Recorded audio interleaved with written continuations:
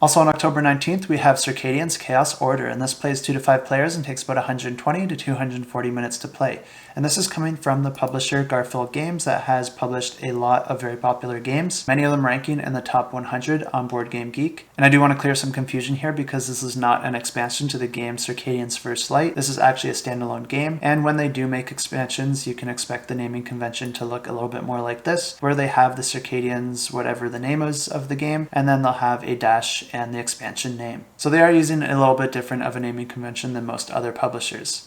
But in this game, players are factions on a once peaceful planet, and on this planet, some ancient relics of immense power have risen from underground. And this has pinned the factions against each other because although they were once peaceful, they don't quite trust the other factions enough to hold the power of these different relics. So players are going to be competing to try and gain control of these relics themselves so that they can dictate the outcome of the planet. And this game has a global win condition where if any one player is controlling all the relics on the map, then they're going to win the game. There's 6 relics in total, which means that there's a maximum of 6 rounds because each round, if no one meets the global win condition, then one player is going to gain a relic. And the relic that is resolved is the one that matches the number of the round. So the player that is controlling that relic at the end of the round gains it. Removing a relic each round means that the global win condition is going to become easier and easier to achieve since there's going to be less relics on the board to try and control. And as you might have guessed, this is a very competitive confrontational area control game where players will be controlling asymmetrical factions that are very different from each other. There's going to be unique leaders and attributes, there's going to be upgradable player boards, and there's going to be unique buildings to construct for each of the factions. And there's also a unique win condition for each faction that wins the game for them immediately, in addition to that global win condition that I already explained. In each round, players are going to be putting out numbered tokens out on the left-hand side of the action track, and the person that places that token is going to be able to perform that action for free, but the number on the token is going to dictate the price that any other players have to pay if they want to also perform that action. And players are going to have to pay the player that put the token there. So the player that places that token is going to want to put a number cheap enough so that players are still willing to take that action,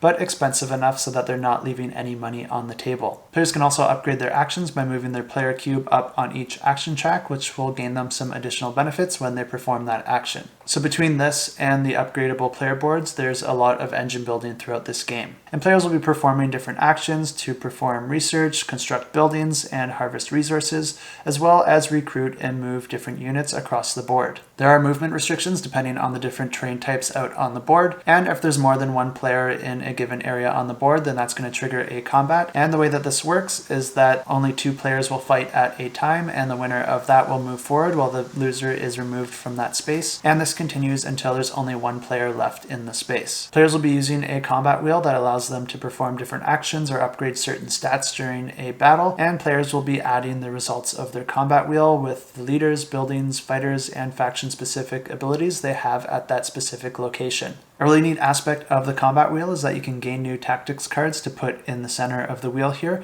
and this is going to change the value of the numbers that you see below the wheel. So as you rotate that wheel during your planning phase, it's going to improve some of the abilities that you have at your disposal. This continues until a player completes either of their objectives, and then that player wins the game.